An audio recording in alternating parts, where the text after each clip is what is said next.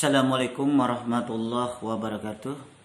Mari kita berdoa terlebih dulu sebelum kita mempelajari PPKN. Berdoa dimulai. Selesai.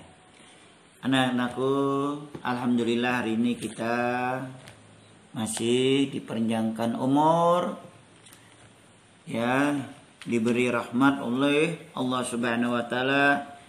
Kita dalam keadaan sehat walafiat. Semoga anak Bapak dalam keadaan sehat walafiat. Ya, kita mulai pelajari PPKN, ya. Silakan dibuka PPKN-nya halaman 25. Ya.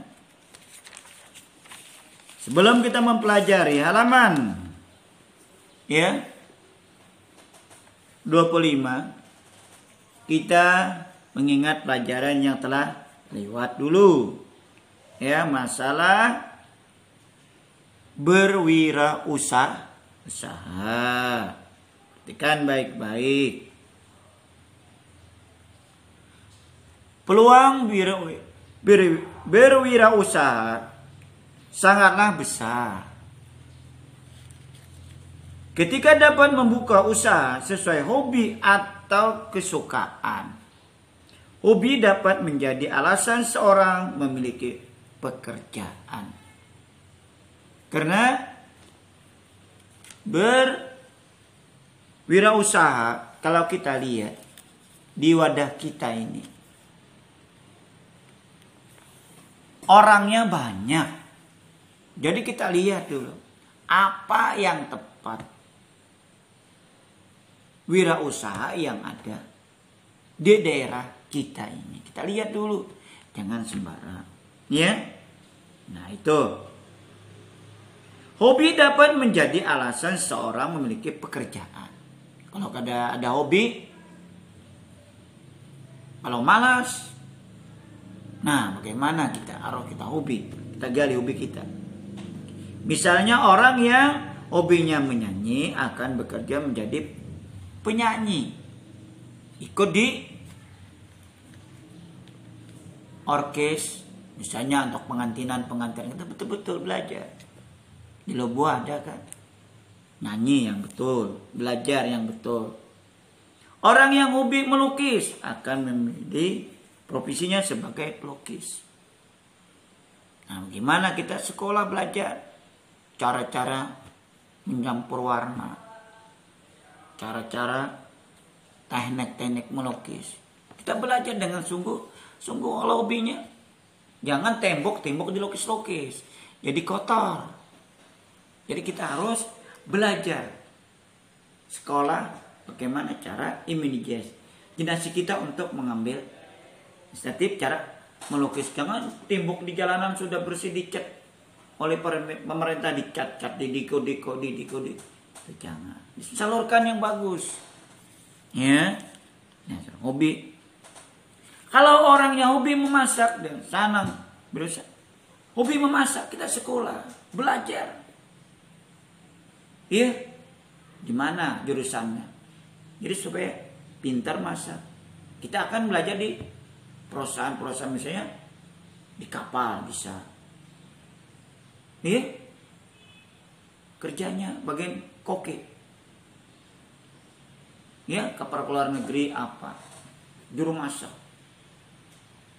Atau kita belajar lihat orang Indonesia yang bekerja di mana? Amerika, tukang masak. Sebagai juru masaknya, gajinya mahal. Jangan dianggap. Ya, mudah itu. Berat itu. Ya, sampai masak, sampai bagaimana orang senang. Ya, hobinya masak. Jangan toh nasi goreng, kita cari lagi hobi masak lain. Lihat di sini nasi goreng berapa. Ada yang menjual beberapa nasi goreng di daerah kita ini. Hobinya ada yang masak ayam bakar. Ada yang masak, lihat masakan Minang. Sangat Padang itu. Itu hobi. Tapi kita bagaimana kita kerja di hotel-hotel atau masak. Supaya kita disenangi orang, kita berdagang. Di Bali, tukang masak. Iya, kita harus belajar. Nah, banyak. Kalau jangan hobinya saja, kita harus belajar. Membuka warung atau restoran sendiri. Nah, lihat saja Bapak, lihat. Contoh saja, bakso doyok di Lubakong tuh. Antri. Senang. Tapi jangan dirubah bumbunya. Sudah disenangi orang itu. Misalnya sekilo. Bumbunya atau 2 kilo. Jangan. Mulai laris. Dikurangi. Nah, akhirnya pelanggan akan lari. Ya. Jadi kita misalnya sudah kita laris. Masaknya bumbunya. Misalnya biasanya dalam daging 1 kilo. Bumbunya misalnya berapa? Setengah kilo. Tetap naik, tambah lagi supaya laris. Bakso Gresik, lihat, dia ada penaman hakim, antri. Nah, baksonya di Danau Toba, lihat baksonya, antri. Orang senang makan. Nah, buka. Iya. Bagaimana? Berwes swasta. Lihat Pizza Hut. Lihat makanannya. Orang beli. Itu contoh membuka restoran. Itu sesuaikan dengan modal kita. Nah, keragaman ekonomi tersebut harus dihargai dan dihormati. Jadi kita hargai, jangan dicaci maki. Ya. Dihargai. Jadi orang yang datang kita harus ramah.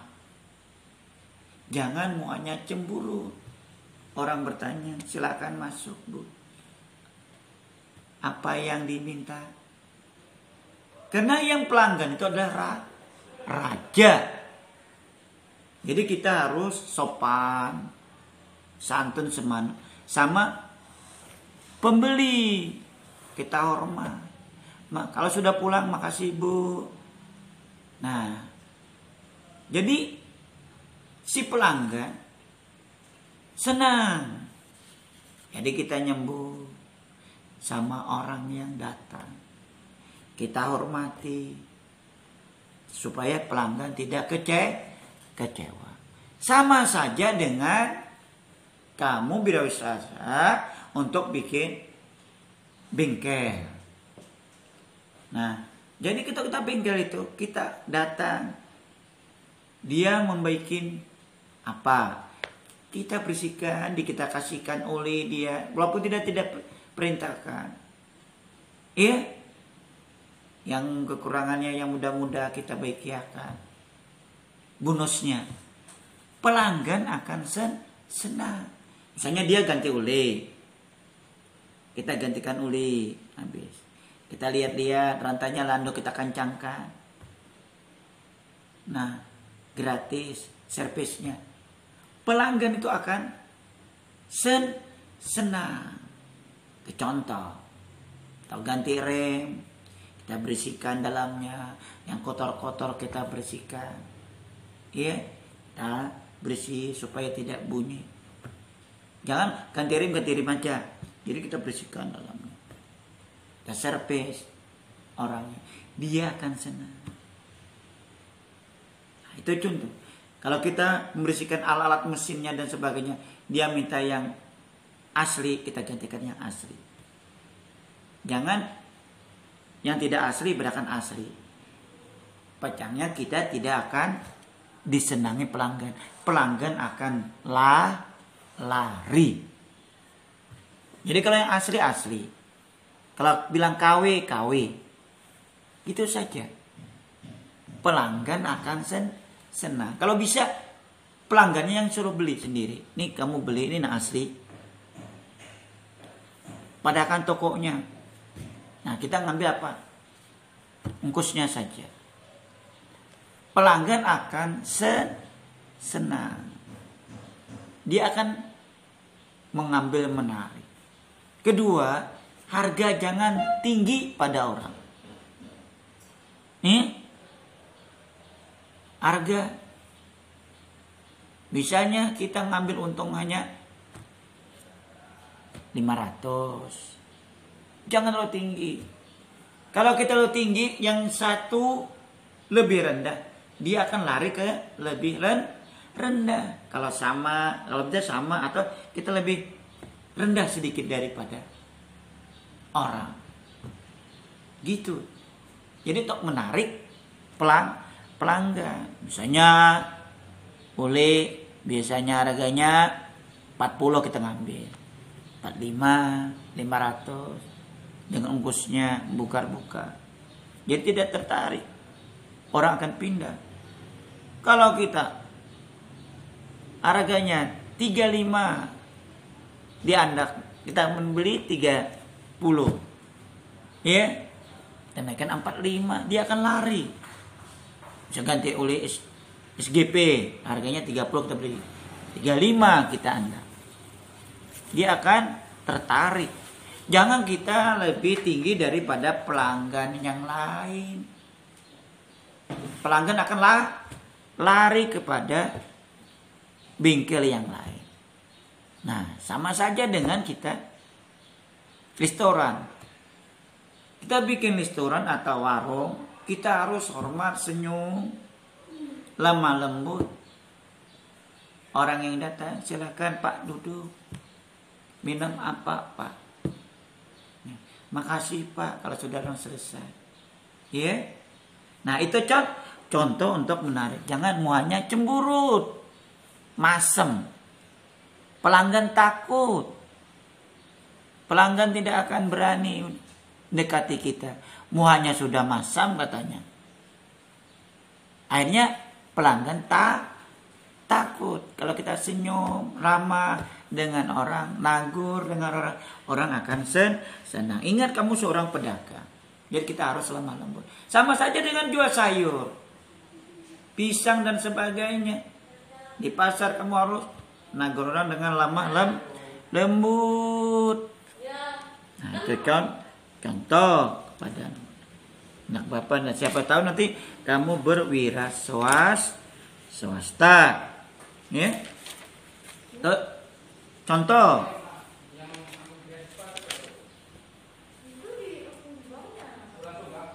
Misalnya contoh warung soto Mbak Jin. Nah, jadi warung soto lihat. Warung soto Mbak Jin terkenal karena kelezatannya.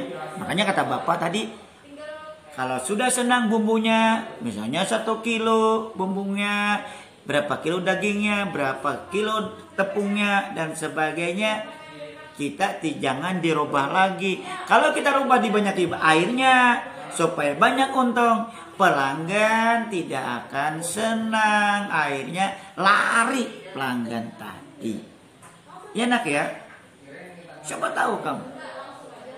Ya, kalau pelanggan tuh senang, misalnya kamu jual nasi goreng, campurnya gimana? Kamu harus tahu.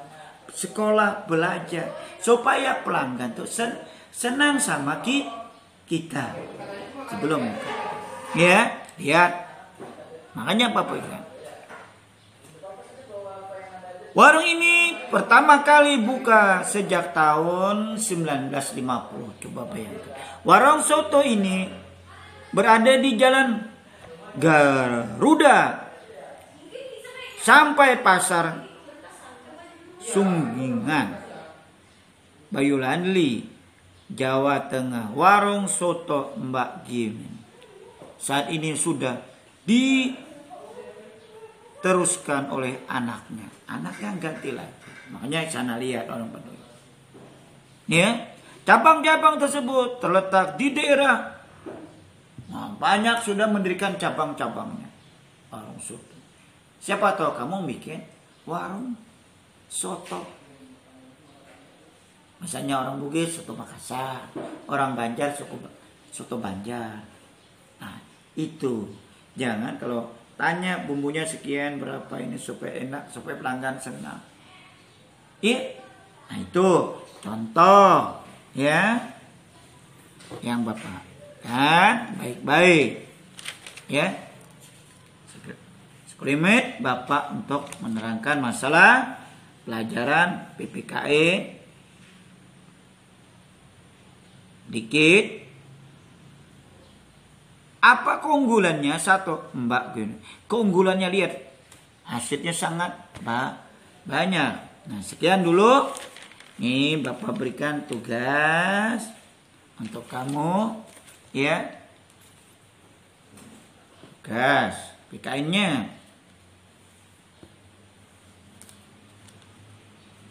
Perhatikan baik-baik. Bapak minta kerjakan buku kamu. Tugas PPKN-nya. Ya. Nomor 1. Ya. Apa saja sikap-sikap yang harus dimiliki wirausaha? Nah, apa saja sikap-sikap yang harus dimiliki wirausaha? Nomor 2. Sebutkan sikap-sikap yang membuat wirausaha sulit maju. Apa? Sulit maju. 3. Bagaimana sikapmu apabila temanmu memiliki usaha yang sukses? Nah, itu. 4. Salah satu kreativitas wirausaha adalah apa? Sebutkan salah satu kreativitas wirausaha adalah salah satunya. Ingat.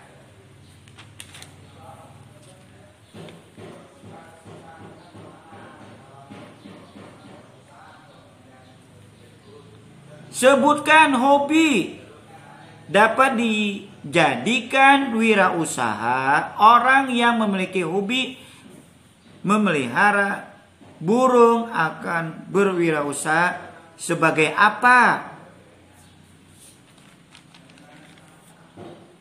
Ya.